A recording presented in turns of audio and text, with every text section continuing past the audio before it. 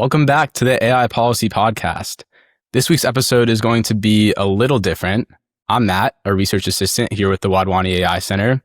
And today I'm talking to Greg about how to have a successful career in AI policy. We decided to do this episode after hearing from some members of our audience interested in career advice. And as someone who has benefited quite a lot from Greg's career advice myself, I am super excited to share all of his ideas with our audience. So Greg, thank you so much for taking the time to do this and welcome back. Yeah, I'm really excited to do this. I have a pretty fun and interesting job, and hosting this podcast is one of the fun and interesting things I get to do. It's kind of always amazing to me that people actually care what I think on various issues or are willing to take the time to read what I write. And it's also been amazing to hear from listeners literally all over the world for this podcast. The audience for this podcast includes not just senior officials in the US government, but senior government officials from around the world, academics, industry folks, etc. It's all amazing. And one, community that listens to this podcast is young career professionals who are, either early in their career in AI policy or thinking about a career in AI policy. And I get a ton of emails from these folks. And so rather than have this conversation, 500 times, I thought, let's just have it once and record it. So I can at least get the stuff that I say every time out. And so this, as Matt said, this is going to be kind of a different podcast. And it's going to involve, some stories from my life that I thought included helpful career lessons that I've tried. But Matt, you'll know when you hear my answers to some of these questions, I'm sure that this is similar to the time I took you out to lunch when you started working at CSIS and some of the stuff that I try and advise folks. So I hope that this is useful. If you are a senior government official, probably going to be less useful to you, but maybe you'll find it interesting anyway. Yeah, and I was one of those early career professionals sending you emails, Greg. Remember that? Yes, and if memory serves, I foisted you off on a different research assistant who works here, Isaac Goldston. But the story has a happy ending. Now you work for us. That's right. Well, Let's get into your background then. I think we should say sort of the flow of the conversation. Okay. Is kind of go in three stages. So the first is a little bit about my background and sort of how I got to where I am. And then the second is sort of what I would call generic advice for succeeding in some cases, any kind of job. In some cases, a little bit more geared towards think tank and policy world. And then it'll conclude with what I think are the specific stuff about AI. But my sense is that most of the advice for how to be good at AI policy would also apply to, how to be good at many other kinds of jobs. Yeah, that sounds right. So let's jump into that first bucket of questions, which is your background. Can you just tell us, how did you get to where you are today? Yeah, so I grew up in Kansas. I lived across the street from a soybean farm and about a couple blocks away from a cow farm. I was not a farmer. But people I went to school with were farmers, and it was kind of interesting because I lived in the outskirts of Kansas City, so where the suburbs meet the farm country. And Kansas City has grown a lot since I was there, so now the suburbs have eaten everything. But I grew up, and my family has a history in the technology industry. My dad did stuff in the computer industry. My brother is an astrophysicist and computer programmer. And so I was always interested in science and technology, and definitely thought that that's what I was going to do when I grew up. I definitely thought I was going to be an engineer for most of my life. But then in high school, I really fell in love with the debate team. And I was a huge debate nerd. I can see that for you. Yeah, no, it checks, right? Yeah. And debate in Kansas is kind of this just shocking cultural phenomenon. So of all the kids in America who do high school debate, I mean, I don't know what the population of like high schoolers in America is, but the population of America is north of 300 million. And Kansas only has a population of 3 million, so 1% the population of the whole country. But in terms of high school debate, 1 out of every 3 high school debaters in the country, at least when I was in high school, is a Kansan. So there's just a really strong debate culture in Kansas, and debate was a huge deal at my high school. And then the way Kansas does it is like half the year is debate, and then the other half is competitive speech and drama. So I got like crash course in both the research side of public of debate, because what I did was called policy debate, where you actually had to go read about whatever topic you were going to be arguing about. You would like read reports or read news articles, read speeches, and then we would call it cutting cards, which is to say we would literally like print out the article, get out scissors, cut out like the paragraphs that were useful to us, tape them to a new sheet of paper so that in the debate round we could say, hey, I say that this move is going to be bad for U.S. foreign policy, but don't take my word for it. Some measly high schooler, here's like a fancy report that claims, what I'm claiming.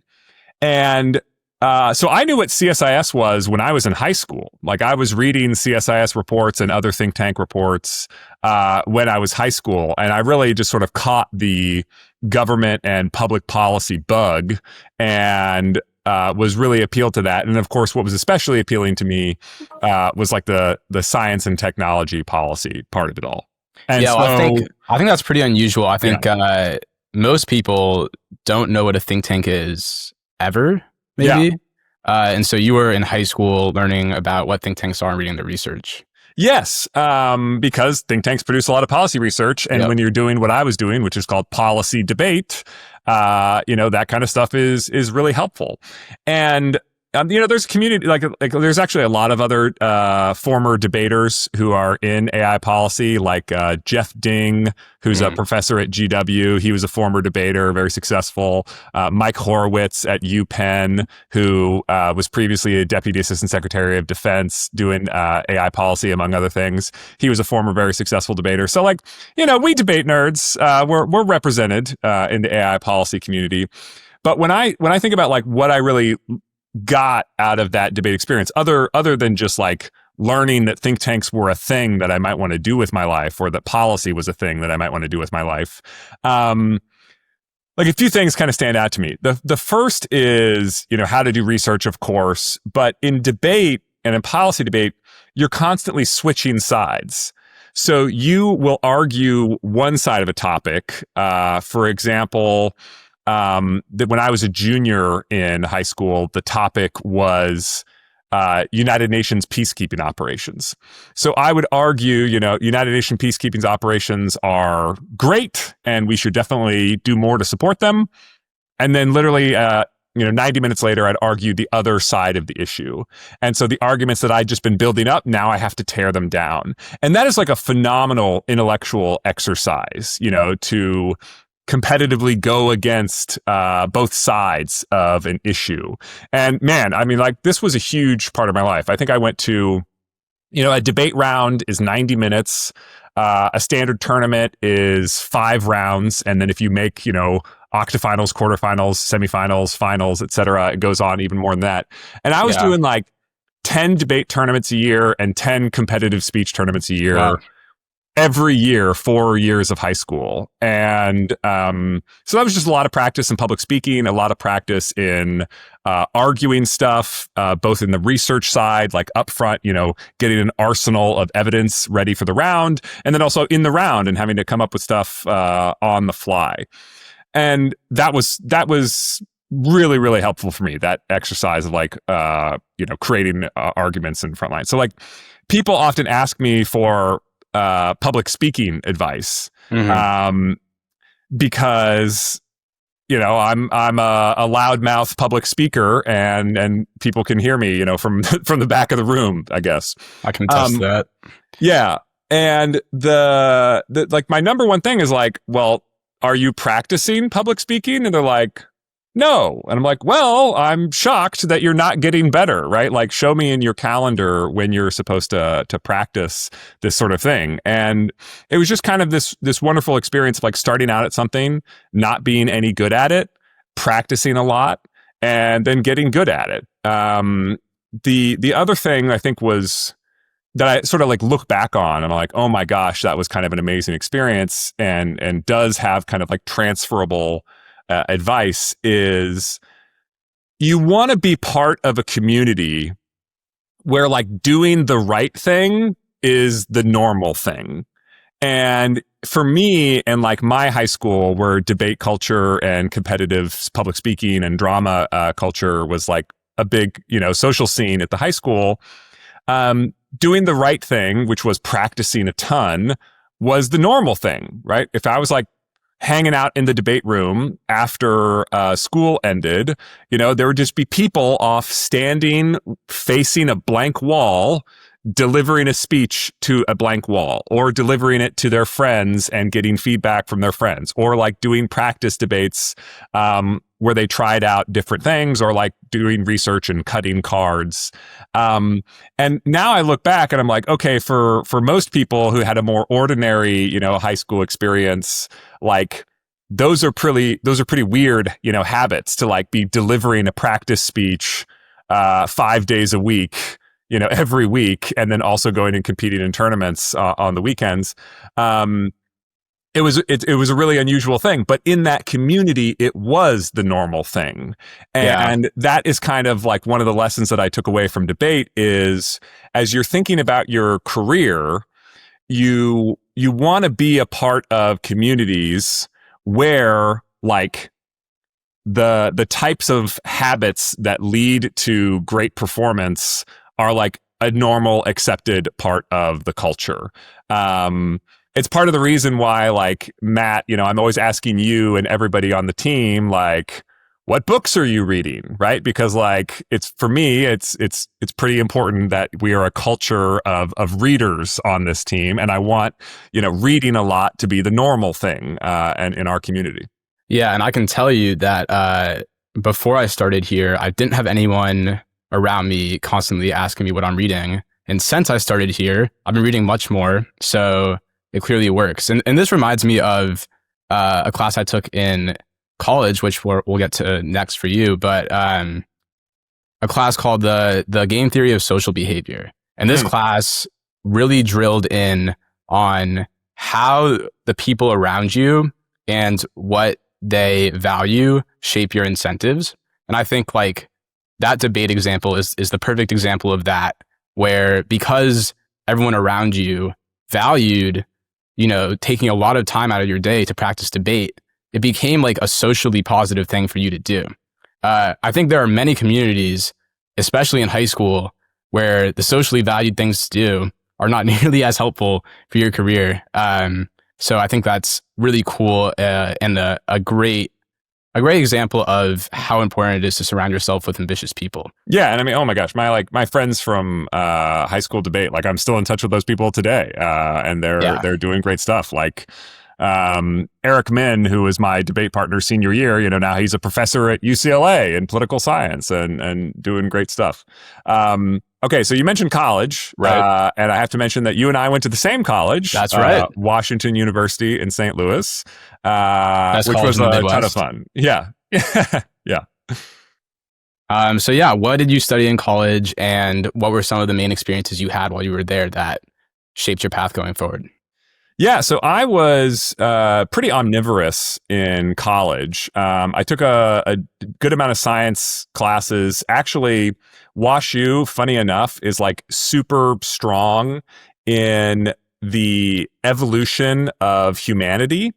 So like a lot of big fossil discoveries have been made by WashU professors, studying like early hominids and the ancestors of humans, really strong at WashU. And then also primate biology is really strong at WashU.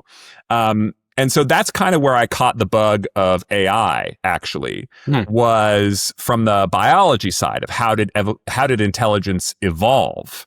And I just took those classes because I thought they were completely fascinating. And I still am super interested in biology and read books every single year about biology, mostly just because I think it's incredibly fascinating. But it's also like been actually genuinely helpful for me in my AI career, that I have like all of this sort of reference analogies about the evolution of intelligence in not just apes, but also octopuses, and also like how emergent phenomena can come out of simple behaviors, like how ants are really computers running very simple programs, but if you look at the behavior of an ant colony, it's like super duper complicated. So that's like one thing I studied a lot of at WashU. The other thing was, of course, political science, because I really like that. But school at WashU was not my main thing at WashU. My main thing at WashU was a magazine called the Washington University Political Review. And I think freshman year, I was the graphic design editor, because like that was the only job that was open and nobody else wanted to do it. And I was like, okay, so I can like be on the editorial staff of this as a freshman. Great. Okay. I guess I need to learn Adobe InDesign and Adobe Photoshop and all these kind of graphic design tools. And that was like not anything I had any background in whatsoever. I'd never done any art in high school or earlier in life. And it was one of those instances where I was just like, okay, so like, how do you get good at something, where you have no background and there's nobody who's really gonna, guide you through this? Because I didn't have like amazing mentorship in graphic design. So that was just like a lot of like finding graphic design blogs on the internet and just becoming fascinated with like looking at examples of really good work and being like, how do they do that? And like finding tutorials on the internet for, how to improve my skills. That was cool. And then when I became a junior, pretty much everybody associated with that magazine graduated. And so like I had to take over as editor in chief, and it was me and one other guy and a woman who was going on study abroad in the fall semester. So we literally had an effective staff of 2, and we're like, okay, we have to like start from scratch. We have to recruit everybody. We have to do everything. And so that was like an insane period of my life where I was like soliciting every article. I was writing a lot of the articles. I was editing every article. I was doing the graphic design for the magazine. I was the guy carrying the boxes to physically distribute the magazines to all the bins around campus where like students could pick them up. And something that was like this just crazy moment for me was like, I was so proud of myself, right? I was like, give myself a pat on the back, like, haha, like now we have 10 staff. I've saved the magazine. We're going to live. That's no easy feat. I mean, I remember running clubs in college, and recruitment is hard. There are a lot of clubs that want your people. Yeah. And so I was feeling great because like the magazine continued to exist. And for me, that was success. And this experience that was just kind of magical in my life was as I said, I was like committing my life to this magazine, and all my friends, saw me committing my life to this magazine. And so they were like, oh, you're doing great, Greg. Congrats on getting another issue of the magazine out, et cetera, et cetera.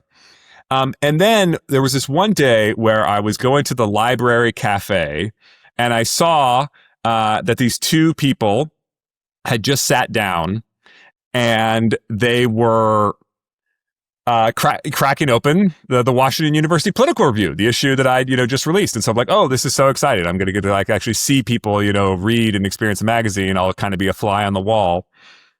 And immediately, these guys just start ripping the magazine apart. I don't mean physically. I just mean like they were criticizing every single thing of it. They're like, okay, like why does the font, randomly change sizes, between this article and this other Yeah, article on the next that page? is a humbling experience. Yeah, why are there so many grammatical mistakes, in these articles? And like, why is the argument in these articles bad? And it was like I was just like dying inside listening to these guys basically make fun of my baby and say how ugly my baby was. And so I'm human, so I'm going back to my dorm that day and I'm thinking, God, these guys are a bunch of jerks, they don't even know what they're talking about. And so like any loser, I call my parents, looking for reassurance. And they're like, well, Greg, it is kind of weird how the font changes size between the articles. And it is kind of weird how, there's a lot of grammatical mistakes. And yeah, not all the articles are written all that well. And then I like went to my friends and got the exact same experience. And that's when I realized like everybody who cared about me in my life, my family, my friends, etc. They were being nice to me and telling me that I was doing a good job because they didn't want to hurt my feelings. But I actually was not doing a good job. Like actually the magazine was pretty lousy. And nobody was willing to tell me that. And I was like too wrapped up in how hard it was just to keep the thing alive that I didn't know that it was bad. Yeah. And so what I realized is like initially I hated those guys, right? I was like, oh, I'm gonna find some way to get back at them. But then I was like, actually, like those are the only people who were ever honest with me. And the only reason they were honest with me is because they didn't know I was listening. Yeah. And so then I reopened the magazine and I'm like looking at it with fresh eyes. I'm not looking at it as like my baby who I love. I'm looking at it like, okay, what is everything in this magazine that is not awesome?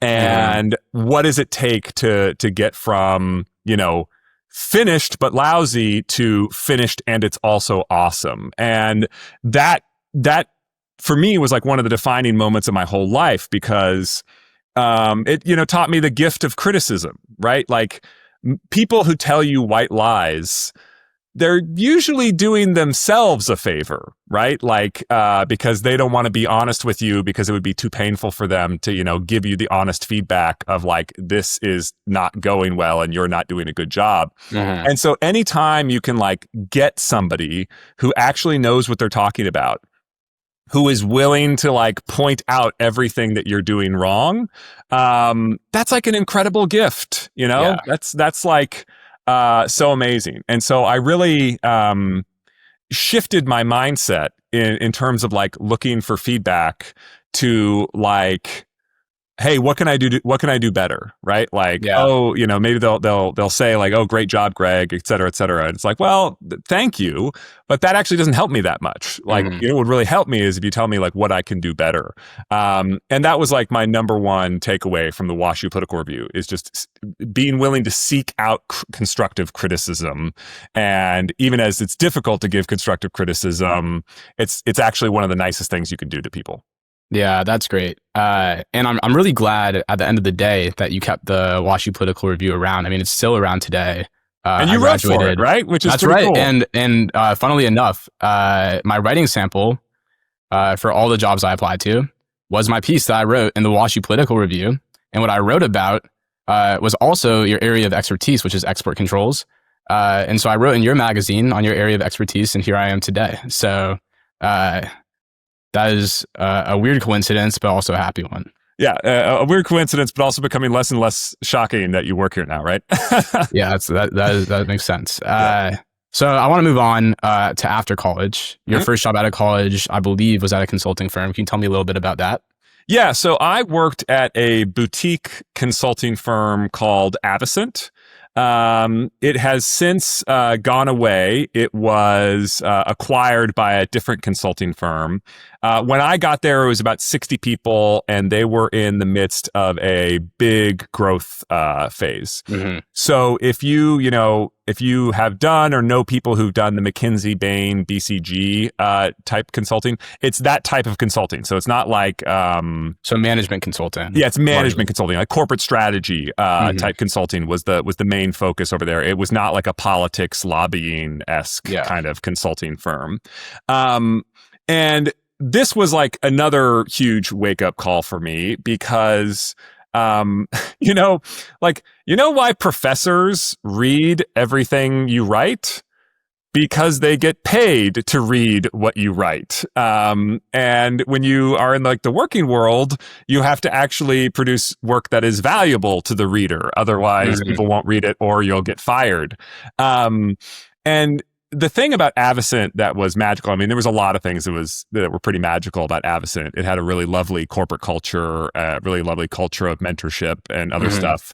But one of the more remarkable things was that they had an ethos where the junior analysts, if you had done the research, you got to be in the meeting when we briefed it to the executives of the company or government agency. Like I did a lot of work for NASA, did a lot of work for the Air Force on space and satellite policy issues, among other things. And if you did great work, you got to be in the room, and if you did really great work, you got to brief your part of the report, which in most cases is like PowerPoint slides. And so the crazy, miraculous aha moment that happened for me in my first year at Avocent was we were working for this satellite company. They operated satellites in space. And they made money, off the communications that communications capacity that those satellites provided. And they had, a contract with the Department of Defense, basically selling satellite communications for people who were fighting in the wars in Iraq and Afghanistan at the time. And their big contract, was up for renewal, and they were worried, that they weren't going to get the contract renewal, and so they asked us, help them with their corporate strategy to, get the contract renewed. And so I'm like, satellites? I liked space. I was really interested in it, but I was like by no means an expert. And so like the idea that I'm going to have to like advise a CEO of a $1 billion corporation, on their satellite strategy, was like on the one hand like exciting, but on the other hand terrifying. And that was, I sort of like leaned back on my debate career because I was like, okay, how do you win an argument? Like, how do you do anything? And it's like, okay, well, I just graduated from college like a year ago, so I have no credibility whatsoever. So like the only way that I'm going to be useful is if I show up with data or if I show up with like other authoritative sources that are useful, and I put that together in a way that is useful and meaningful, but does not rely upon like the gravitas of me, because I don't have any gravitas. Like I just got out of undergrad.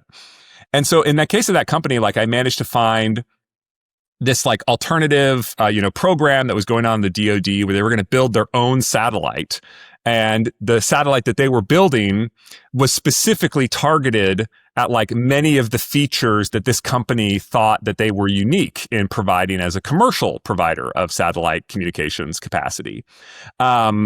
And the other thing I did is that like I got a bunch of data about like when they sold the little handsets through which people could talk on their satellites, and I noticed that like literally sales of their handsets, I like mapped the data and I saw like this big arc, and I was like, you know what, that arc looks a lot like troop deployments to Iraq and Afghanistan. And so like I ran a linear regression, and I'm like, literally there is a 98% correlation between when troops get shipped to Iraq and Afghanistan and new detachments and how many handsets you're selling. And so my boss loved my analysis, and so I got to brief it to the CEO, right? Like this is the CEO of a company worth billions of dollars. I'm like, I think I was 22 at the time. And so I'm like, yeah, so your contract is up for renewal. But here's this military program that's going to build a satellite, and they say that the military satellite that they're going to own is going to do everything that your satellites do that you rent to the government. Mm-hmm. And then also, like, here's this chart that shows that there's a 98% correlation between sales of your handsets and troop deployments in Iraq and Afghanistan. And I'll never forget this moment. It was like one of the most amazing moments of my life. The CEO turns to I think he was like the executive vice president of government sales or something. He turns to the government CEO and he's like, "Why am I learning this from him?" And he points to me, right? And like the CEO is finding out the stuff that I'm telling him for the first time. It's blowing his mind. And he can't believe that, I'm the one telling it to him and not like the people who work for him. And it was a bad day for that guy.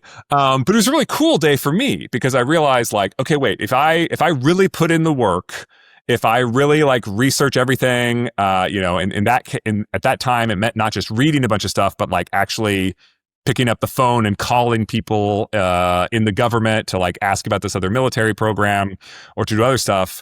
If I actually put in the work, I can do something that is a meaningful intellectual contribution that people who matter will actually find useful. And that was just so exciting for me. I was totally hooked, based on after that moment. And Avocent was an amazing place for giving me those kinds of opportunities. And for me, it was really about how to do research in a way that doesn't rely upon my personal credibility, which I don't have, but is nevertheless meaningful and impactful, and powerful people will change their minds based on it. Yeah, that's a great experience to share. And I want to get to our next section on just general career advice. But before we get there, a few more experiences that I want to hear you talk about. Yeah. Your time in graduate school, and then your two jobs that you had before you came to CSIS, which were at Blue Origin first, and then the DoD Joint AI Center. Yeah, so I think a lot of graduate school we'll probably talk about in the question of should I go to graduate school? Sure. But let me just say this was a wonderful time for me. But for me, a lot of the value of graduate school was the internships. So I did a 3-year program, the joint MPP MBA at Harvard Kennedy School and Harvard Business School. So 2 summers to get internships. But I also had internships during grad school, during class time. And I worked at iRobot, which makes the Roomba vacuum cleaner is one of their big claims to fame. And so they were a big robotics company in Boston, and I got to work in their corporate strategy unit. I worked for a robotics startup that was using AI for grasping stuff. I got to work for Samsung in their corporate strategy unit in Seoul, Korea. Wow. On AI optimized semiconductors, sort of corporate strategy type tasks. And then I got to work at the White House Office of Science and Technology Policy, as a measly intern, working on space and satellite stuff. So for me, that was awesome. And I think my big takeaway from graduate school is, there's what you learn in class, which is super valuable. But at least in the case of my university, Harvard Kennedy School, there's people who were super powerful, fancy people, not that long ago who are now, teaching there. And so I definitely had a laser focus on, I want to come away with a relationship with Joseph Nye, who, coined the term soft power and ended up being my thesis advisor. Yeah, sounds like a good person to know. Yeah, exactly. And I wanted to have a relationship with Megan O'Sullivan, who had, been really influential on the Bush National Security Council. And so I was okay, I not only want to take these classes, these are the classes that I need to stand out in, because I don't really even care about getting an A. I care about learning, and I also care about impressing this professor enough that they'd actually be willing to make some introductions for me and help me in my career. And so that was sort of the criteria I was optimizing for in graduate school, and it all worked out pretty well. Yeah. And then next up we had Blue Origin. Yeah. So Blue Origin is a space company founded by Jeff Bezos, also the CEO of Amazon. This was my first job for 2 years after the end of graduate school. And among other things, like I had to write the sort of like weekly corporate strategy memo that went straight to Jeff Bezos. And so that's like 2,000 words every week. Yeah. On top of like reports that I have to write. So there's like the weekly updatey thing. And then there's also like the sort of like standalone reports that I had to write on any given topic. And they're going to Jeff Bezos. They're going to the CEO of the company. They're going to every leader on the team. And that was like the weekly heart attack, hitting send on an email to Jeff Bezos when you're 1 year out of graduate school. Pretty dang stressful. But like, that was for me like when my writing really, really took off. And like when I became what I now consider myself to be, which is a good writer. Yeah. And the reason why that happened is because I got in a lot of reps. I had to shell out 2,000 words every week. And like, was I trying to make those 2,000 words awesome? Yeah, it was going to Jeff Bezos and like every executive at the company. And so the sort of lesson here, right, is that you want to find a job that allows you to get better at the skills that you want to get better at and to do a huge volume of work in those skills. So like on the one hand, like having that weekly memo to write, having like the, multiple reports, multiple like, 50, 100-page reports I had to write a year was like a heart attack inducer. But it was also like forced practice at an incredibly high volume with real stakes. And the fact that the stakes were so high and you're sending an email to Jeff Bezos makes you want to make sure that email in the briefing is really high quality. Yeah, no, that was it. Like it was kind of this amazing forced practice situation, and worked out really well for me. Yeah, and then last but not least, before CSIS, tell me a little bit about your time at the DoD. Yeah, so the way I ended up at the DoD was like I had written my master's thesis in graduate school on artificial intelligence and national security, and that work, was getting a lot of media attention because the Harvard Belfer Center published it, even though it had been my master's thesis. They just published it like it was a regular think tank report, and it got written about in Wired and a few other media publications. And I'd already accepted my job offer at Blue Origin. And so I was like, well, gosh, I don't want to give up this, AI think tank work because I'm really finding it very rewarding, but it can't be my job because my job is going to be corporate strategy at Blue Origin. And so I took that thesis after it was published and I went down and I met with, some think tank folks here in DC, and I'm like, hey, I wrote this thing. Can I be a non-resident fellow in your program? So like, my job application wasn't like, submitting a job application. My job application was like, hey, I'm the guy who wrote this. This thing is good. If you let me be a part of your think tank, I will write more things that are also hopefully going to be good. And that was like, turned out to be a great, tip that I now give people, which is like, don't like ask for the job you want. Like, show that you can do the job that you want, like have a body of work that demonstrates you have those skills. So like Blue Origin was my day job.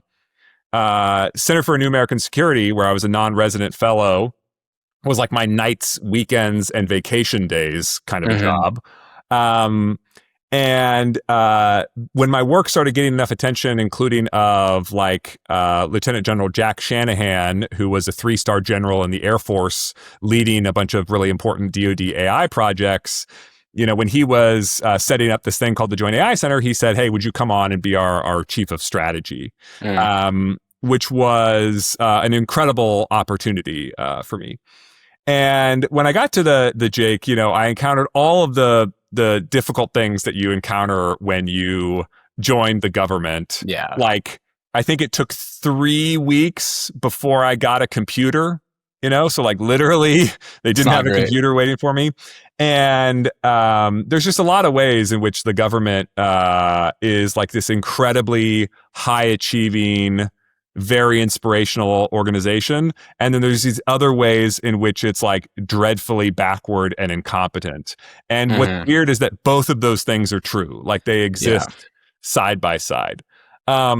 I think one of my like big takeaways from my time in the Jake, other than just like, how does the government work? How do bureaucracies actually carry out policy? Stuff that like, there's plenty of things that I said when I was a non-resident think tank fellow. And I was like, the government should do this. America should do that. And like now I never write those kind of recommendations Sure. because I've been in the government and I'm like, yeah, those are not useful. Not happening. Yeah. If you can't name the office or the individual who is actually going to be responsible for doing the thing that you are recommending get done, Mhm. then assume your recommendation is not going to get done, right? Like, what I really honed in on, when I was a government, policymaker was like, you want to have yesable recommendations. Like there is somebody in government who could conceivably say yes to your recommendation and actually has the authority and the capacity to carry it out.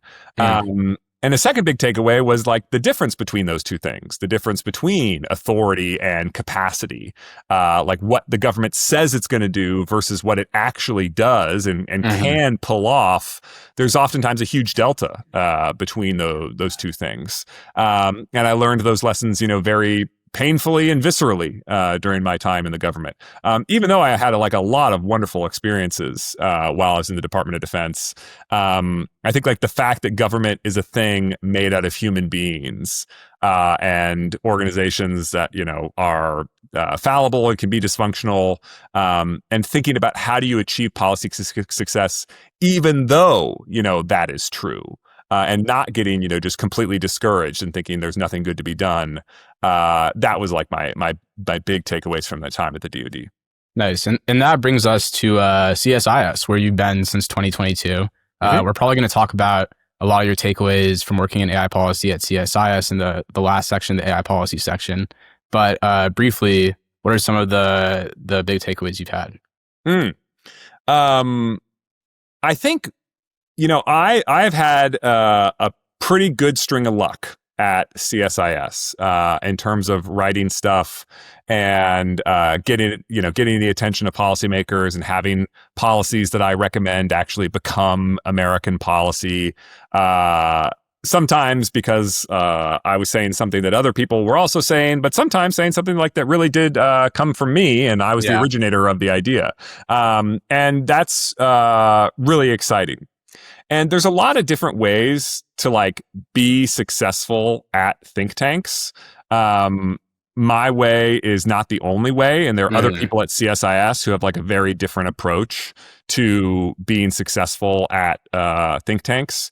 But the way I really think about it is it's very much about like the written word and the publications. And what I am trying to do goes back to my time in consulting and goes back to my time at Blue Origin, where I'm trying to comment on an issue. And now that I'm at CSIS, I mean, CSIS is like a very good brand. Back when there were think tank rankings put out by like the University of Pennsylvania, CSIS was routinely named the best defense and national security think tank in the world, and a very, very good think tank on a bunch of other rankings. So there's the CSIS brand. But when I'm writing my think tank reports, I like completely ignore the think tank brand. I completely ignore the CSIS gravitas, and I go right back to like my time as a consultant and right back to my time as Blue Origin. And I'm like, why would anybody care what I think? I'm nobody. And so I always try to like show all of my work in any argument I make, right? Like if you've ever read any of my reports, you will notice that there is like a preposterous number of hyperlinks in them. And that is because and even when there's not a hyperlink, there's usually like an explanatory warrant.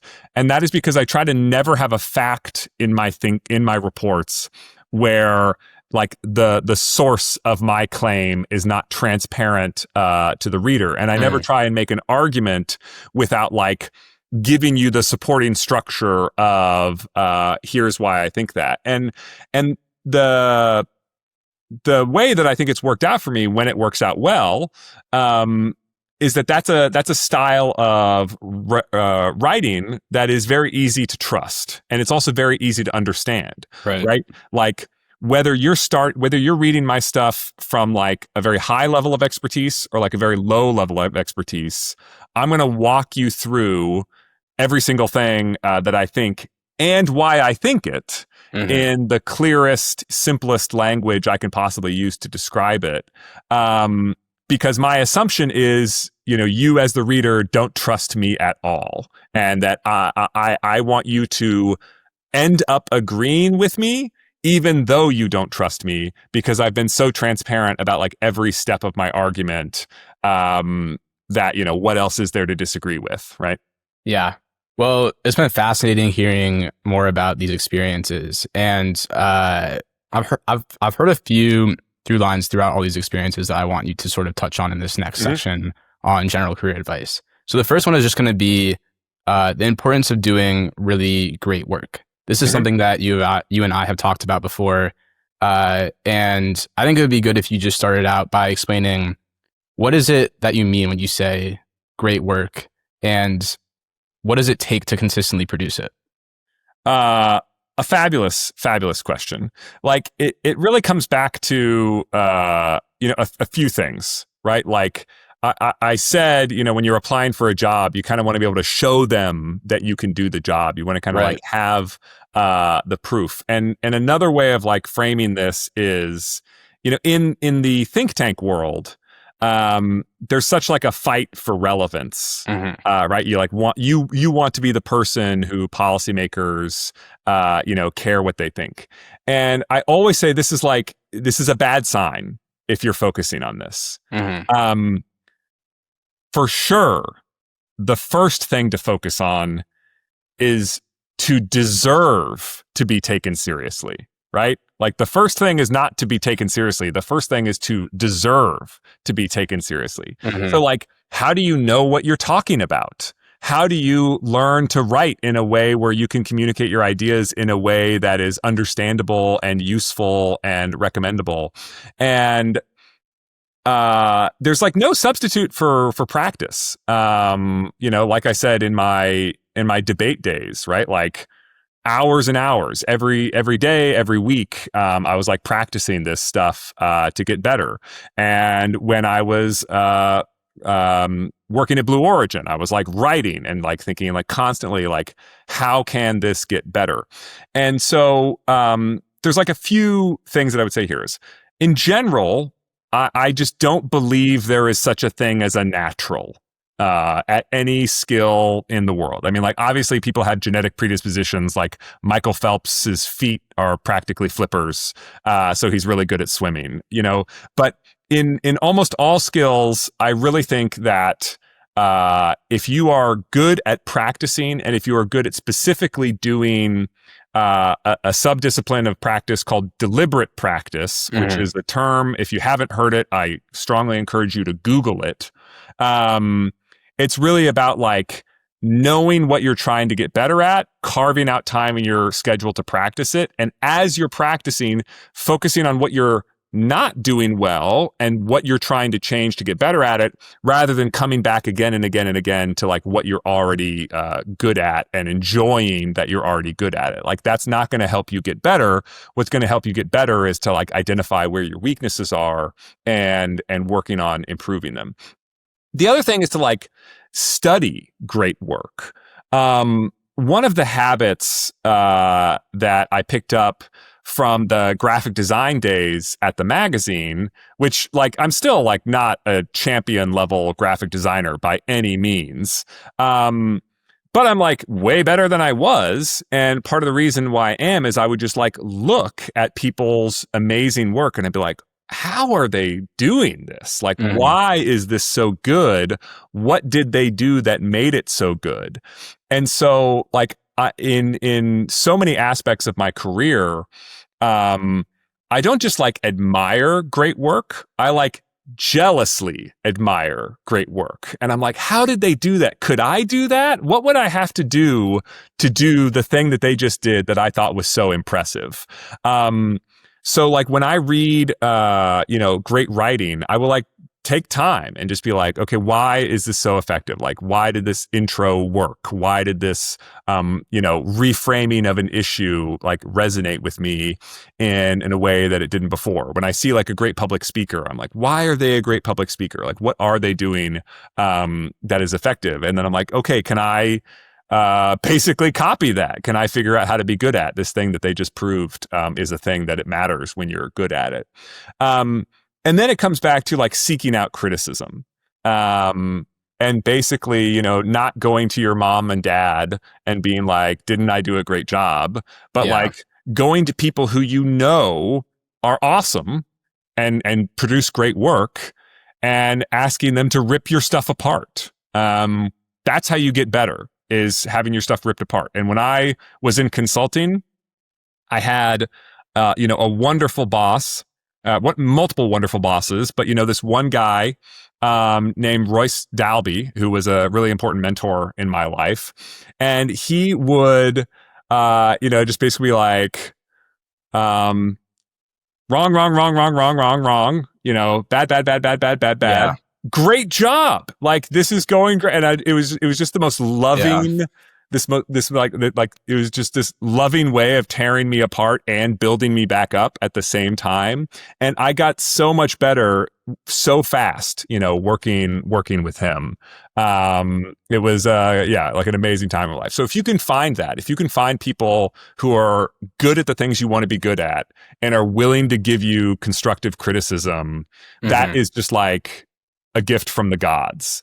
So study great work, build time in your schedule to practice, and like find talented people who can give you harsh but true feedback and like be willing to take it.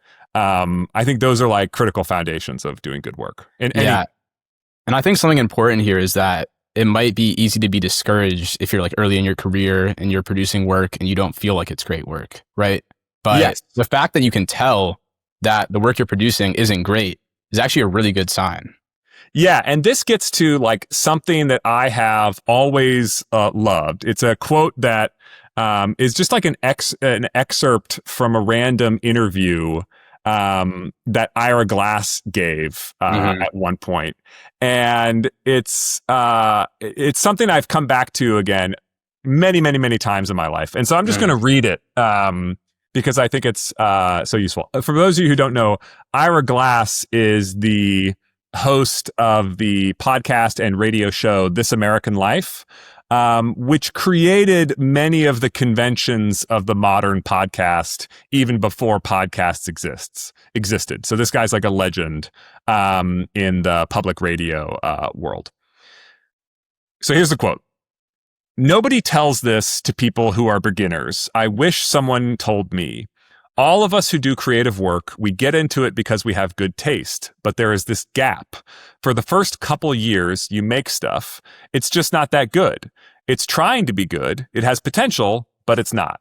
But your taste, the thing that got you into the game, is still killer. And your taste is why your work disappoints you.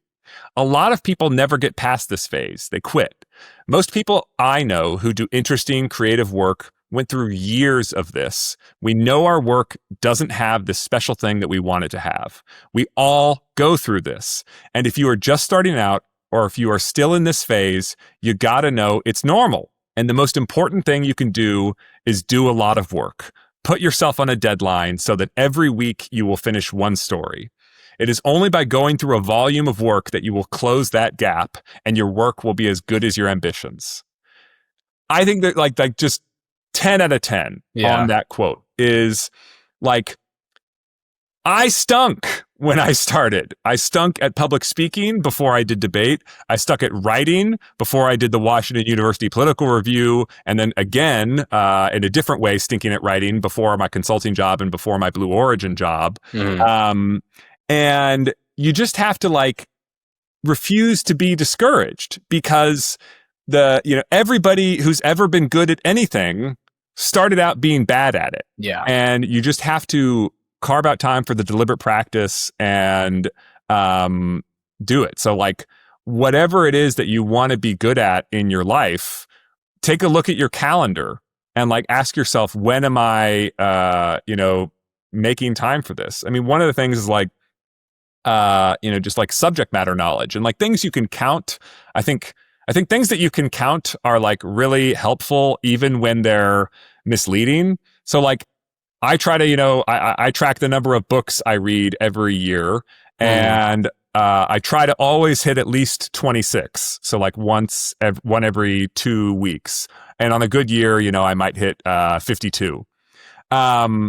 And it's not that like there's like a direct correlation between like I've read more books and I'm smarter, and like not every book I read is like, some AI policy tome or some biology manual. But what really matters is the habit of reading. And so like by counting that, I know that like I'm carving out time to always be learning, to always be learning about China, which I'm so interested in, to always be learning about AI, which I'm so interested in, to always be learning about history and the history of organizations, both companies and governments. And I just like, when I talk to people, and we said this at the beginning of the podcast, it's like, okay, you like want to be an expert, but like you're not reading books. There's something wrong here, right? Like this is not going to go well for you. Right. It's true for any skill you want to learn, whether that's like an out and out skill, like public speaking or writing, or like the acquisition of subject matter expertise is, are you looking at it? Are you identifying your weaknesses? Are you practicing to try and round out those weaknesses? Yeah, that's great. And another through line I heard throughout a lot of the anecdotes you told in the last section was how important it is to put forward clear and good writing. I think you have a lot to say about this topic, so I just want to hand it over to you and talk about how can you get better at writing? Yeah, so I mean, I think I would separate this into like hacks, like tricks, and then like the longer term, like how to get better at practicing. Sure. Let me start with like the hacks. I'm doing myself a disservice, because I'm creating a better generation of competitors in the think tank game by sharing this hack. We appreciate your generosity. But like, I cannot believe more people don't do this. Read your work out loud. Literally print it out on paper, put your phone in a drawer, and get a red pen and read your draft out loud. There are so many things about good writing that your ear understands and your eyes don't. And I don't know what it is about the human brain that makes that true, but something about reading your work out loud will just make manifest to you all of the ways in which your writing is currently clunky or confusing or drones on, etc. Something about hearing it really puts you in a position that is closer to the reader. Because as a writer, you are a terrible reader of your own work. And the reason is you know what you mean. You know what you're trying to say. But the reader can only know what you're trying to say if the writing gives it to them. And by reading your work out loud, somehow you just become closer to embodying the persona of the reader.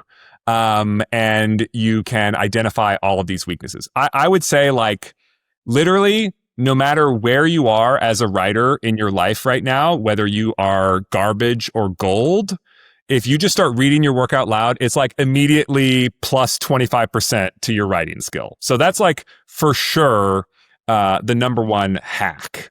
Nice. The second thing is to argue against yourself, right? So like to be the editor of your own writing, but to do so with like a critical lens. So I mentioned, how I was a debater and how I had to argue both sides of an issue. And so I kind of like put on my adversarial reader persona when I read my work. And I'm like, this sentence, how could it be wrong? If it was wrong, how would I argue that this sentence is wrong? And, this paragraph, if it was wrong, how would I argue it's wrong?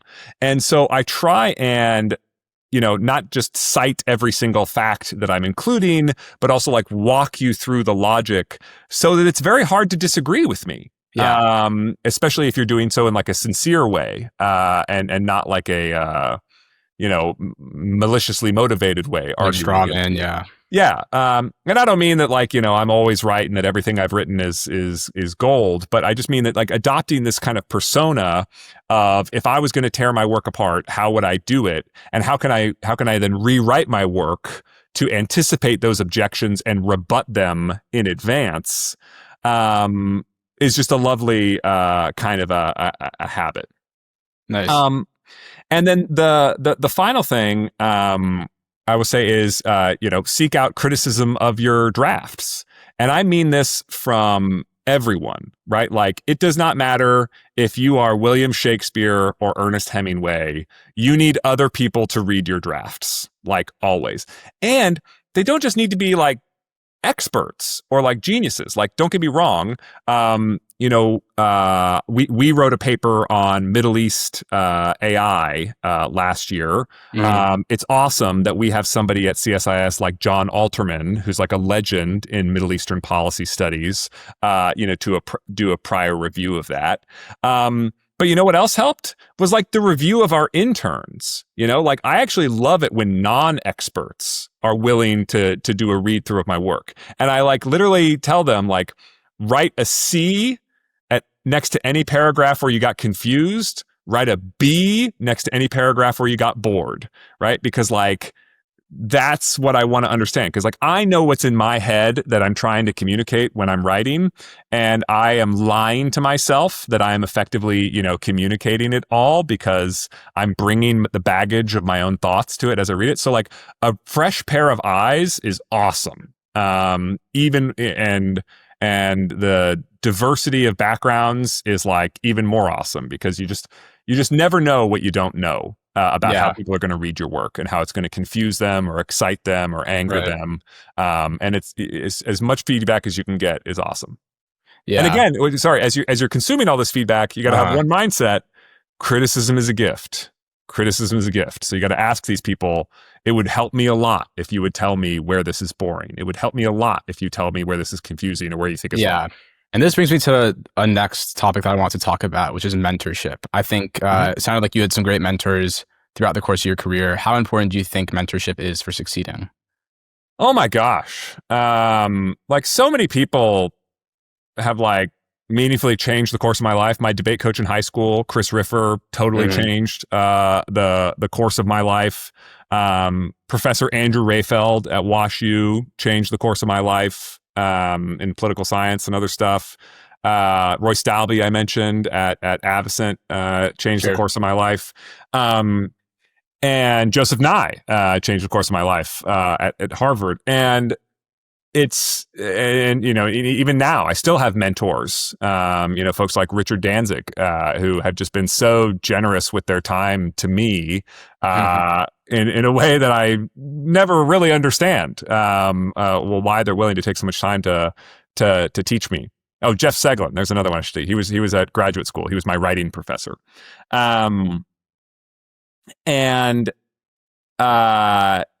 You really, really, really, in the same way that you want to be part of a community where doing excellent work is like the normal thing, practicing on skills is the normal thing. You also want to find a community where like mentorship is a part of the game. And here's the thing: mentorship is like very, very expensive. Like it takes a lot of time to teach people. Especially in a industry like the think tank world, which is very artisanal and kind of apprenticeship style instruction. And so finding somebody to, take you seriously and mentor you is amazing. The best advice I can give for like how to find great mentors is to ask yourself, what would it take to be worthy of a great mentor? I mean, like I said, in college and in high school, right? People are paid to be your mentor. They're Mhm. paid to help you out with stuff. But in the real world, uh, they're not going to be paid Yeah. to be your mentor, presumably. And so you have to say, like, I want to be worthy of their mentorship. And I have asked people to like go through this thought experiment, at various times. Um, like I have to write recommendation letters, right? People come work for me and then they want to go off to graduate school, they want to go off Mhm. to another job, et cetera. Mhm. And one thing I've said at various times is like, all right, here we are. You're working at CSIS.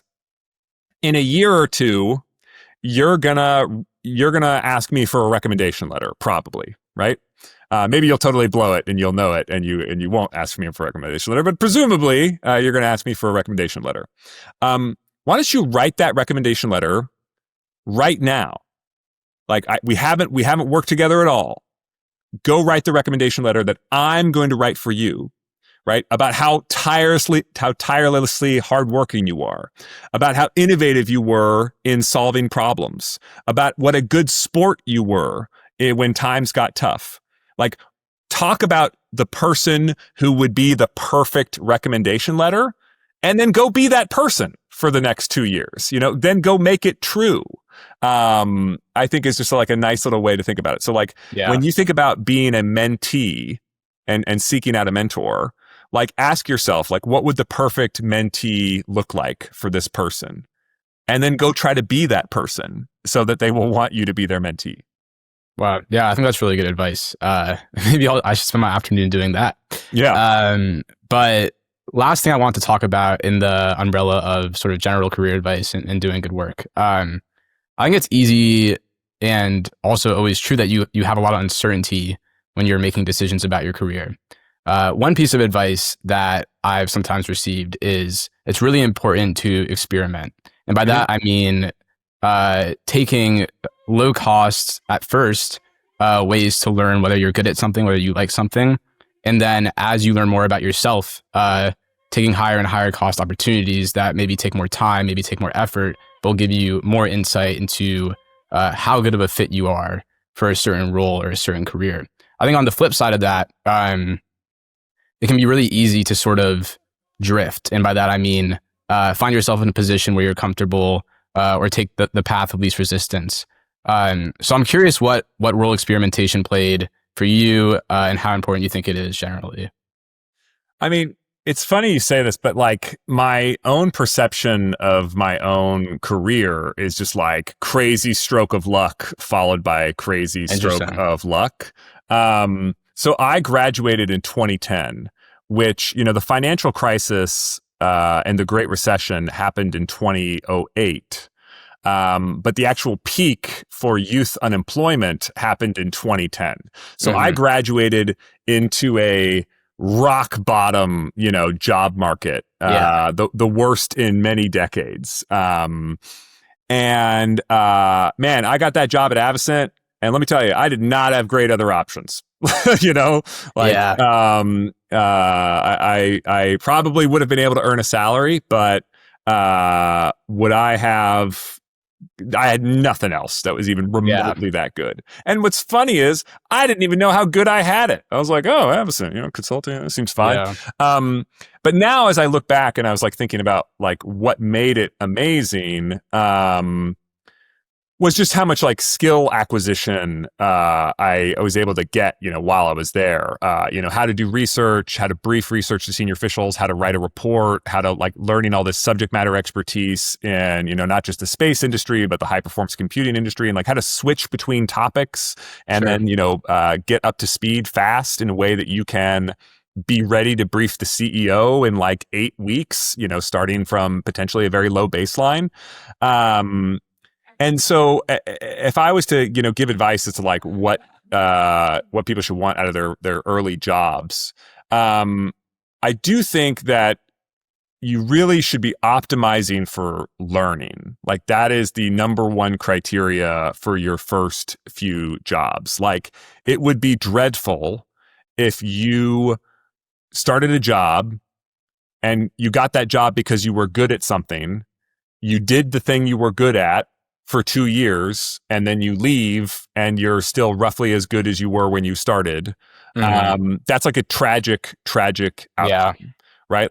Like an awesome outcome is you start a job and you're good at some things and you're terrible at some things, and you leave the job and you're great at some things and you're good at a lot more things. And here's the thing, like learning matters so much more to young people than it does to old people. I mean, learning like is like an obsession for me, even now that I'm, a middle-aged father of 3 with a mortgage and stuff. But like if you just graduated from undergrad, any skill you learn, any subject matter expertise that you acquire, you get to use it for 40 years. If I learn something, I only get to use it for 20 years, right? Yeah. Assuming that we all retire at 65. But, and so I think, optimizing for learning is, worthwhile. And, in terms of like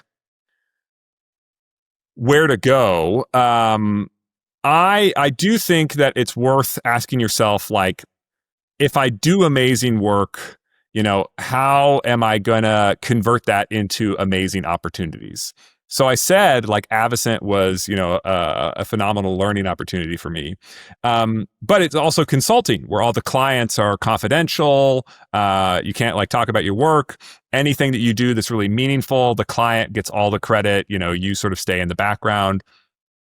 And so I was in this situation after like my 4th year at Avocent, where I was like, well, I feel like I'm doing super, super cool stuff. But I have no idea how I'm going to like get from where I want to be to the jobs that my heroes have and that I like dream of, being at some point. And so that's why it was useful for me to go to graduate school, where I basically I had a resume that I thought had a lot of cool experiences and accomplishments on it, but Avocent was a boutique consulting firm that most people hadn't heard of, and so I wanted to convert that into a credential that was more widely accepted and more universally understood.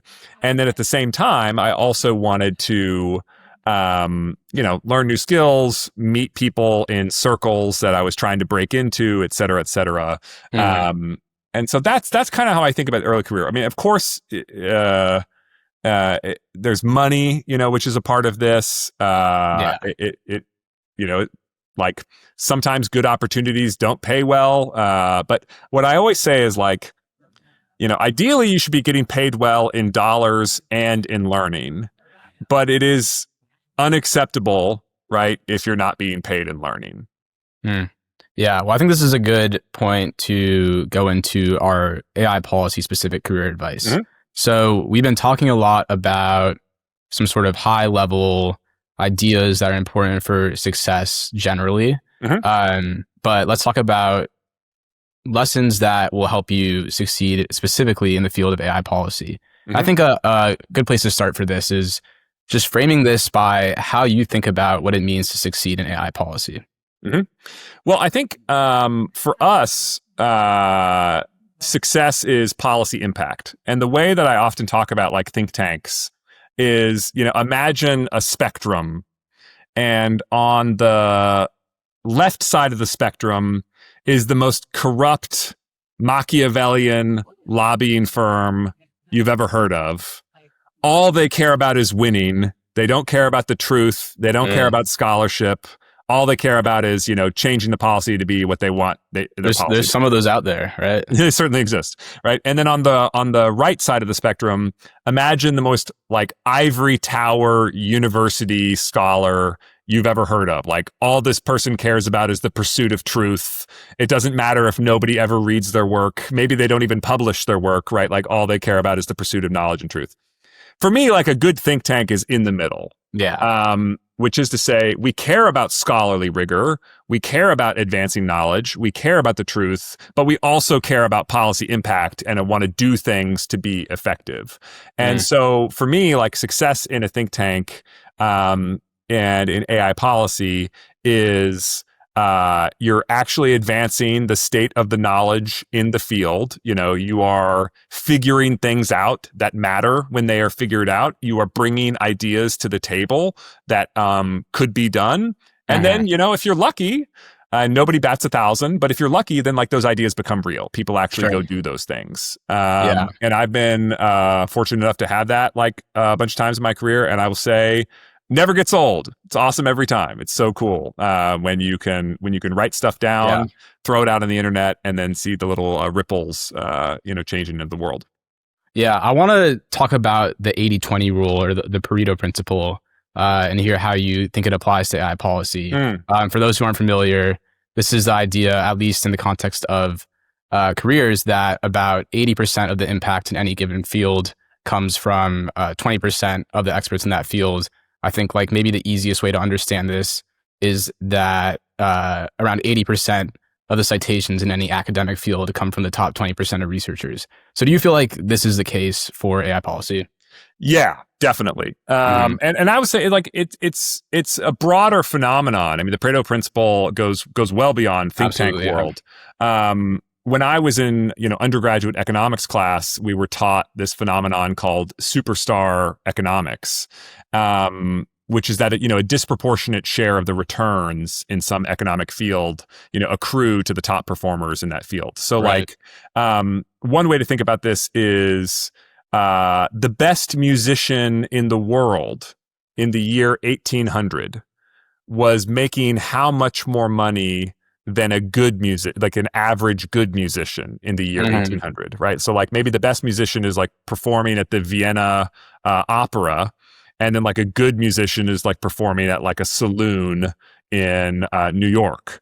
Well, in the olden times when, the maximum number of people you could perform in front of was like in the, probably single digit hundreds in a nice concert hall, the best musicians in the world probably made something like 10 times, 50 times more than an average musician. And then fast forward to like the 20th century when like vinyl records are invented, or well, I guess they were invented before that, but like before the modern music industry takes off and the radio takes off, and the Beatles are earning something like 10% of all the money in the global music industry, right? Like just crazy outsized returns to being on top of a given field. So you see this in music, you see this in sports, you see this in like a lot of fields. And I would say like it holds true even at like microscopic niches, of like, it holds true in think tank world. It also holds true in the subfield, again, of AI policy, think tank world. And so that's why I'm always obsessed, with making my papers as good as I can possibly make them, because my mental model is because like when you're a policymaker, when you're in government, it is just a fire drill every single day, right? Yeah. So your dream, right, is that you've read everything ever written on a given topic, but like your reality is, you're just trying to stay above water with all the crazy stuff that's coming at you every single day.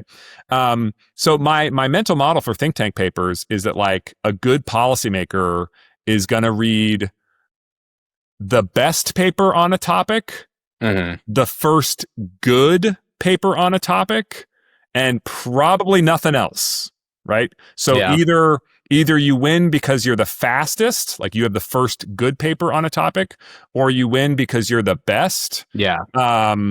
Or you're probably not getting read. To a first approximation. I mean, I'm definitely oversimplifying here in telling this story, and it's also true that like within ideological factions, the story is a little bit different, right? So like, the first good libertarian take on an issue can go somewhere. The first good MAGA take on an issue can go somewhere. The first good, progressive take on something can go somewhere.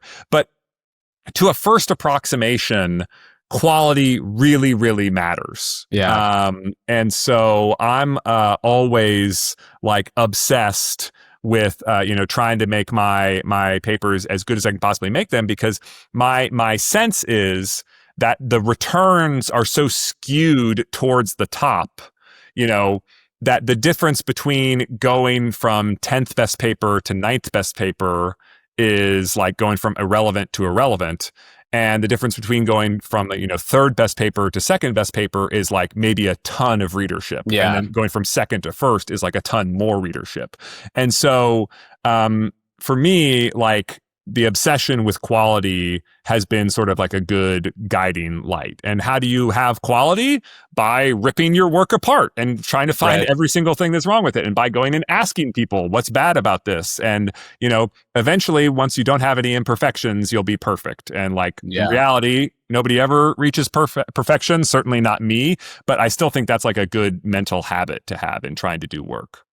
Yeah, well, you started hinting at this a little bit, but how important is specialization then? Because it feels to me like if you want to be in that 20% and you want to have the best paper on any given topic, well, it's probably pretty helpful to come from a specific niche. Totally.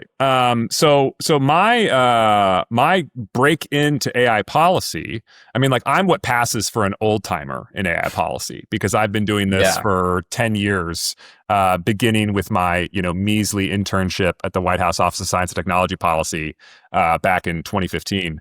And so AI policy was already a thing, in 2015. The White House wrote 3 reports on it.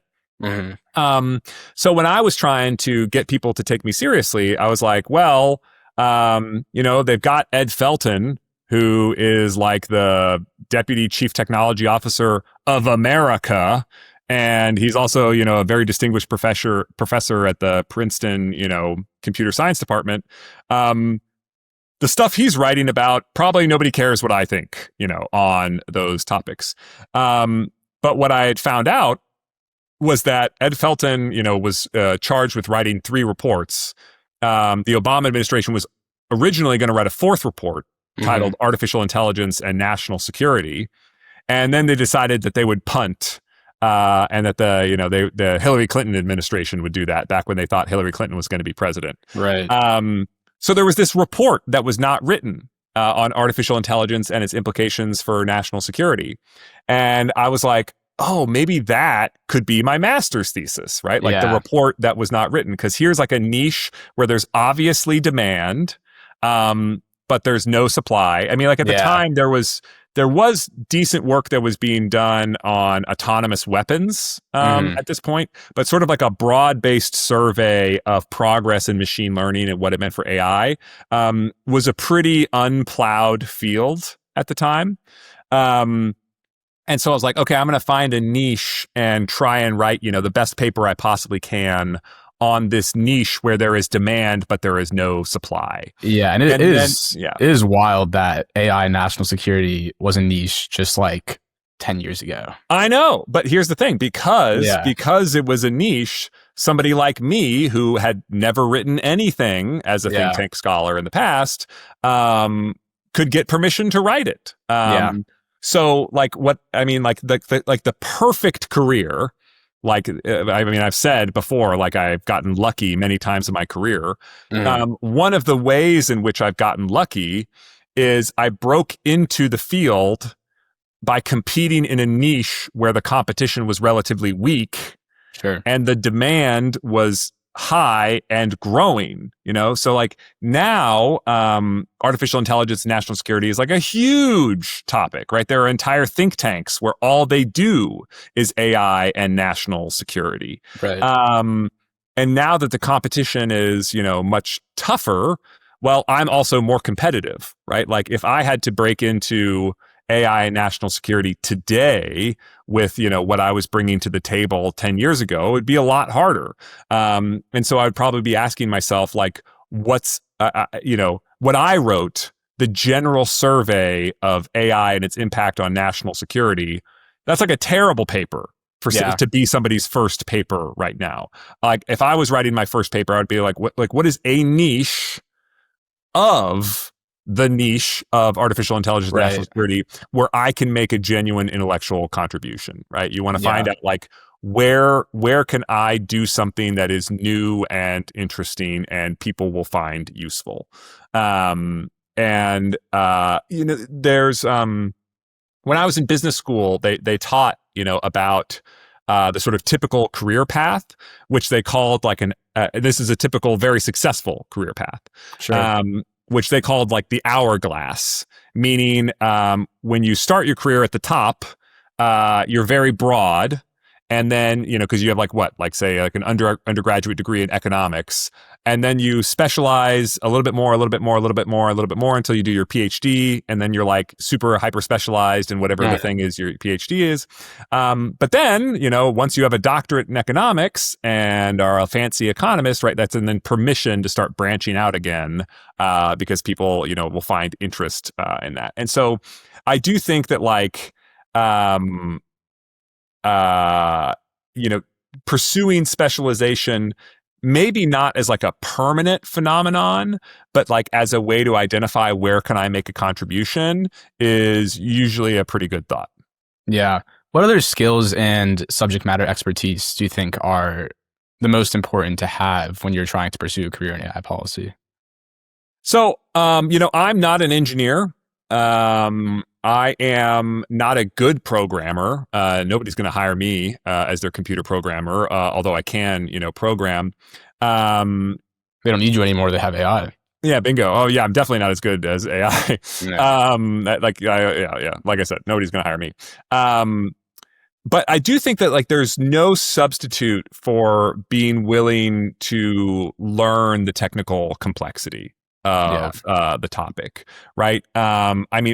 There are aspects of learning in AI that I strongly suspect are pretty difficult to understand without being a part of the team building it or operating it. I think there's probably some layer of understanding that is forbidden for somebody like me.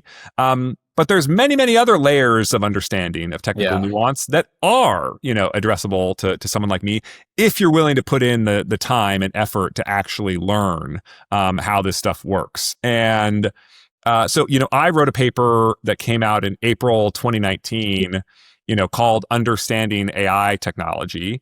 And it was, just describing what is supervised machine learning? What is unsupervised machine learning? What is reinforcement learning? If you wanted to have a product that was using these things, what are the different aspects that you would need as success criteria to be able to run, a supervised learning algorithm and build a AI model that's actually going to be useful to someone? And I think I said it in the paper. This paper, constitutes the minimum degree of technical nuance that you need to understand to not make terrible decisions as an AI policymaker. And I think that's always worth sort of asking yourself as you're involved in science and technology policy, which is okay, I wanna make a contribution here. It's in a science and technology field. Obviously, I don't need to, be the chief engineer of the company to have standing. But if I'm oblivious to key technical and political realities, then I'm going to make dumb mistakes. And so you just sort of have to ask yourself, how do I learn the minimum degree of technical nuance I need to make sure that my arguments are grounded in reality? And plausibility and coherence.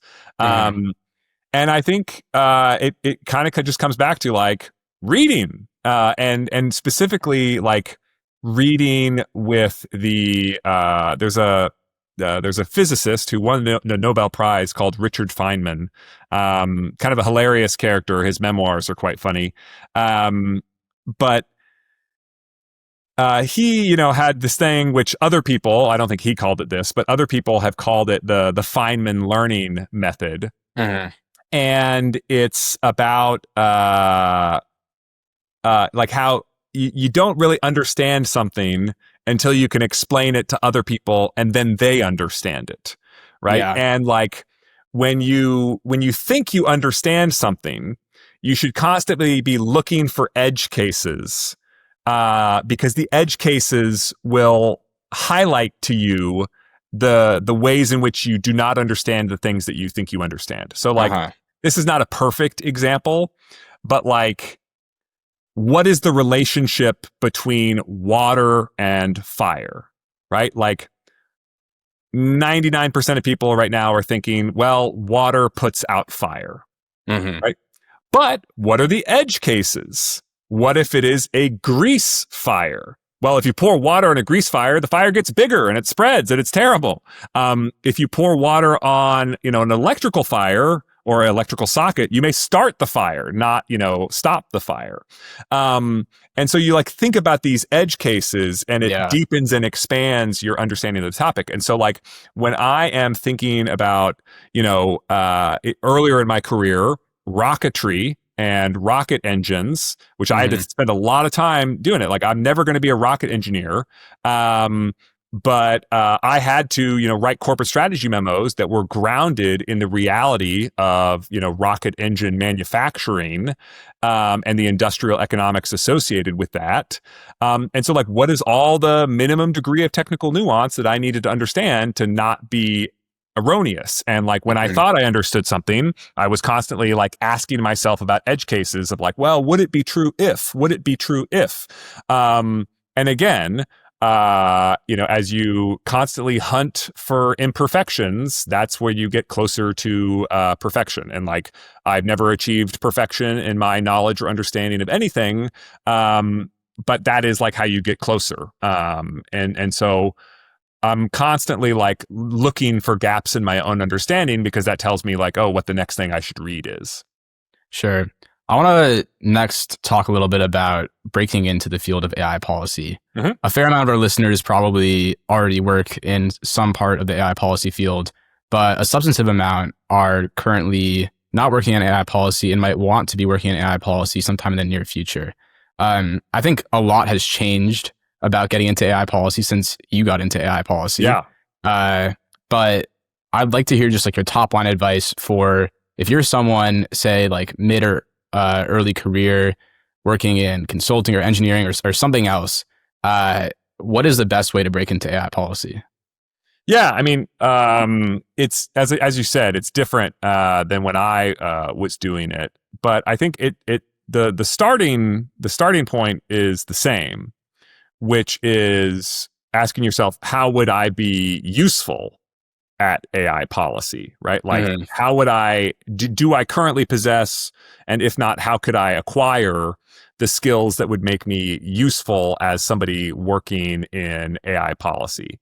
And so I often, that's just the high level advice. The second thing that I have done at many, many times in my career is LinkedIn stalking. That's how I found you.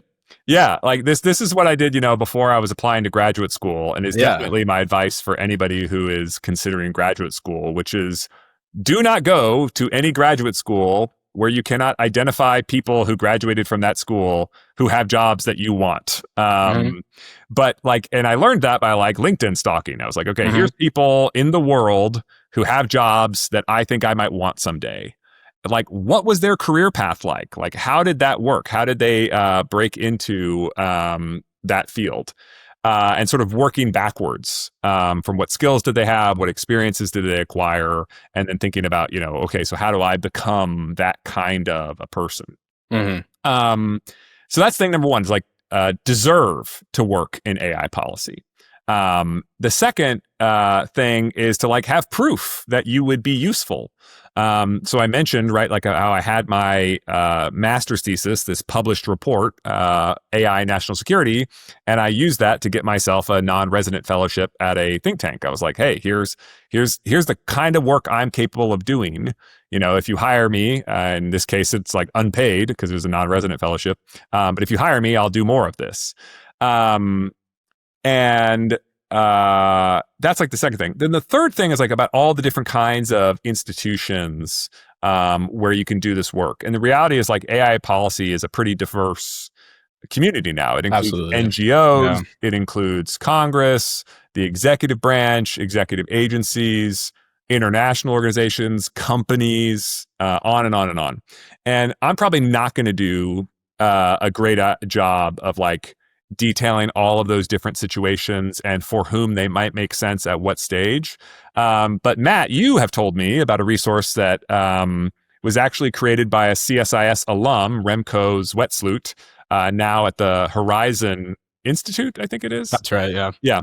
And that is emergingtechpolicy.org. And so they have a bunch of written out career guides, which is just like how to work at a think tank, how to work in Congress, how to work for an executive branch agency, et cetera, et cetera. And they have that for AI policy, they have that for space policy, a bunch of other stuff. And I haven't read it all, but the stuff I read looked pretty reasonable. I've read quite a lot of it, especially for the AI policy side of things, and so I will vouch for a lot of the stuff on there. I think there are also some really useful databases of fellowships. I think, especially if you're a technical person trying to get into AI policy, fellowships are a great way to do that. And emergingtechpolicy.org has like a whole list of all the fellowships where they're especially looking for technical people trying to work at the executive branch or in Congress and whatnot. So that's another part of it I'll highlight. Yeah, sounds great. What else? Yeah, I think as someone who just supposedly broke into AI policy, one might say, I have maybe like one top line thing for when you're applying to jobs that I feel like is really important to share, and sort of goes back to the story of how and why I reached out to Greg. So again, in defense of LinkedIn stalking, I think if you're applying to opportunities and you're just cold applying, it turns out that there are a lot more people that want to work in AI policy than there are jobs in AI policy. And this is true for like a lot of parts of policy in general, but AI is like a particularly hot topic. And so if you're cold applying to jobs, you're probably wasting your time. I was probably wasting my time. I spent a lot of time cold applying to jobs. Feels very productive. Unfortunately, it's not. I think there's a pretty clear hierarchy of ways to find job leads. And by that, I mean anything that can turn into a job. And most of the time, anything high up on that hierarchy is going to involve knowing someone at the place you're applying. And it can be hard. It can be hard to find someone. That the first email I sent to Greg did not get a response. But the second time, as he said, he connected me with someone else in the program. And that conversation probably played a big role ultimately in helping me get this job. And so I think it's important here, going back to the 80-20 rule, which also applies to like being efficient with your work. You know, maybe the 20% of your work that you're doing is responsible for 80% of the outcomes. You want to focus on the most efficient 20% of ways that you can be applying to jobs here. And that's not going to be cold applying, as appealing as that might be, as like productive as it might seem. By far the best way to get into an organization is to talk to people in that organization, in the specific program that you want to work in, learn from them, and also impress upon them that you would be good at any role that they have open and that they're hiring for. No, I don't have anything to add. There you go. Yeah, sound advice.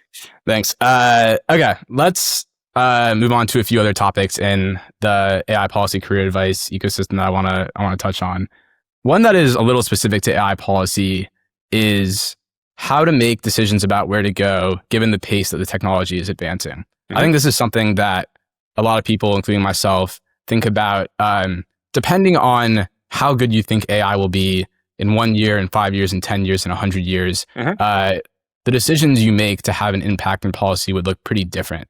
Mm-hmm. And unfortunately, there is no consensus on how good AI will be in any of those timeframes. And in fact, it's quite the opposite. You have people who say AI is going to be spectacularly better than humans at everything in like 2 years. And you have people that say that will never happen. How do you suggest people price these predictions into their career decisions?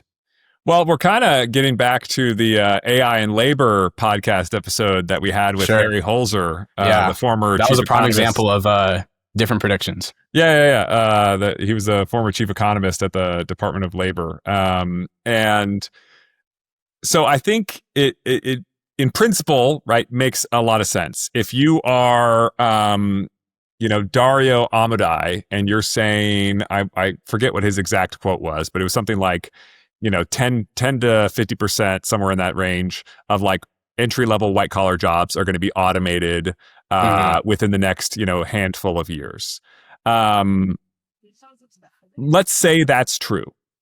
That should definitely, have implications for how you think about your career.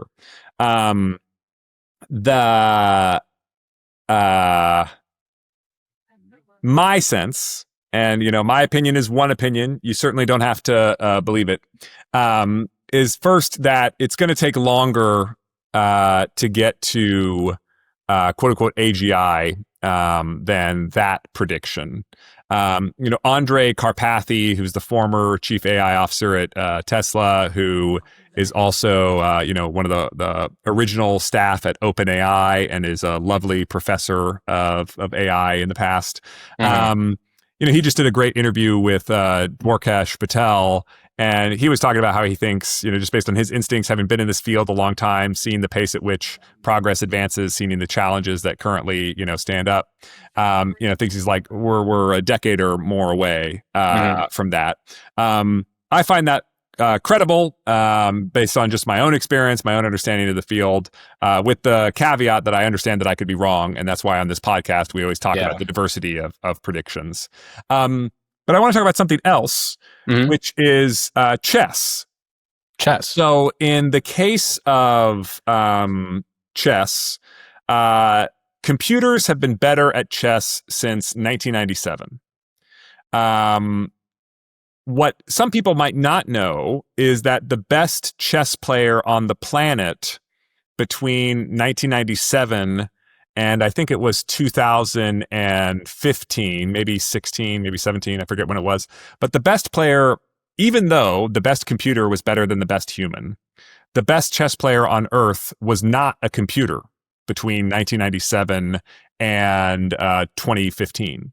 The best chess player on Earth was a team of a chess grandmaster and a chess playing computer program. The human working with the computer was better than the human alone, and it was better than the computer alone. And they call this cyborging, I think? No, they call it, the term of art was centaur chess. Oh, centaur, okay. And the tournaments were called like freestyle chess. Gotcha. But centaur, because it's like half horse, half man. Yeah. So my point here is that my hypothesis, anyway, is that even as we continue to make AI progress, even as we continue to make incredibly impressive AI progress, there is going to be this period of time where top performance continues to be humans working alongside AI. Now, like in 1,000 years, do I expect that humans will be contributing to the economy in the same way they do today? No, certainly not, right? Like eventually I expect AI to surpass human intelligence in every way. And that's just because, the human brain is 2 to 3 kilograms of gray matter running 20 watts of electricity. That's like by far the most impressive computational device that has ever existed. But there's no law of physics that says that it has to always and forever be the most impressive computational device that has ever existed. And so at some point, I do expect the march of technological progress to include superhuman AI. But the point is, as in the chess example, even after we have superhuman AI, it doesn't necessarily that we have that humans are irrelevant. And then if you ask yourself, which humans are going to be relevant? My hypothesis is it's going to be highly skilled humans who are still relevant. And so that just comes back to like all the advice that I gave you before, which is like, are you acquiring awesome skills? Are you thinking about like how you can be relevant in the marketplace? And so my advice to the people who have a short timeline and my advice to the people who have a long timeline is the same, which is go become a very valuable person. Go be the type of person who should obviously be hired for your dream job.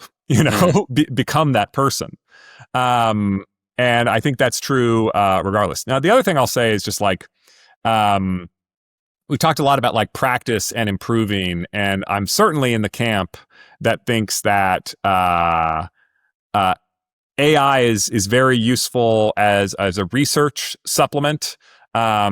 There's certain kinds of information where a deep research query on either Google or on OpenAI gets me better results than a standard Google search query. But like if ChatGPT is doing your writing for you, you're doing it wrong. Mm. And you will not learn how to write or even how to think by outsourcing that function to ChatGPT. So the point is like, these are definitely useful tools that you should learn how to use, but you also have to learn how to do stuff yourself Yeah. without them. Yeah. Well, one more topic I want to talk about before we wrap up is grad school. You hinted earlier in the conversation that we were going to be talking about this. And particularly in the context of AI policy, I'm curious how important you think grad school is and whether it's something you would recommend. So I think grad school is potentially good. I don't like. I went to grad school. Not everybody who I went to grad school with was making a great decision by going to grad school. Costs a lot of money. Takes a lot of time. I mean, that's time you're not making money, and it's time you're not doing on the job learning. And as I think about my educational experiences, like my most formative, educational experiences were debate, the magazine, working at Avocent. And within grad school, my most formative educational experience was actually the master's thesis, not like the classes. Although I had some classes that were really wonderful and changed my life. Like I mentioned, Jeff Seglin and the writing class. Sure. But you should go to grad school with like a theory of what you're going to get out of it. And here's what I would here's what I would say are like the criteria for how to know if grad school even might be a good option for you. Number one, do people who are getting jobs that you think you might want go to that graduate school? So I'd be like, what is a job that I think I might want to have 5 years from now? Go find the people who have that job. Did they go to grad school 5 years ago? If the answer is 100% of the time no, probably don't go to grad school. Yeah. The second question is like, I would never go to graduate school without knowing like already before I even apply, if I went to this graduate school, who are the professors that I'm going to want to form a relationship with, right? Like when I applied to the Kennedy School, I was like, I can't wait to work with Nick Burns, the former ambassador to NATO, the former ambassador to China. I can't wait to work with Joseph Nye, the former head of the White House National Intelligence Council. And like, for me, getting into the school was just like the first application gauntlet. The second application gauntlet was like getting these professors to care about me and take me seriously as one of their students. Because like I said, a professor, depending on the class, might have 10 students, they might have 60 students, they might have 300 students, right? I promise you, they are not opening their Rolodex and making generous introductions for all 60 students or for all 300 students. Yeah. So it's really about like making a good enough impression and investing in the relationship and going to office hours so that like, when I was writing my master's thesis, Nick Burns, he wrote intro emails for me to meet with the former head of literally MI6, like the British intelligence services, MI6. I got to meet and interview. Wow. I got to interview the head of emerging technology policy in NATO. Like those are introductions that Nick Burns made for me. They meaningfully affected like the course of my career in a wonderfully positive way. And the point is like, that's some of the biggest stuff I got out of graduate school. And classes can be awesome, can be lame. But like, I would not recommend anybody drop hundreds of thousands of dollars in years of time going to graduate school just because it seems like a thing a lot of people are doing. It can be a great choice. It was a great choice for me, but I had a plan. Yeah. Yeah. Well, I have one closing question I want to ask you, but before we get there, is there anything else that you want to share about advice for AI policy? No. Yeah, fair enough. I mean, we're closing in on 2 hours, so talked about quite a lot. If anybody made it this far. Yeah. Thanks. All right. Well, my last question here, if you could go back and talk to your high school debate self, high school debate Greg, what is the one piece of career advice you would give?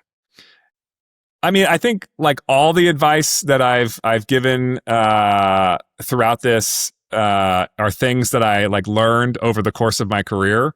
So if I could go back to high school, Greg, I would probably just cheat and try to give him all of this advice, without having to learn the hard lessons over the course of the career.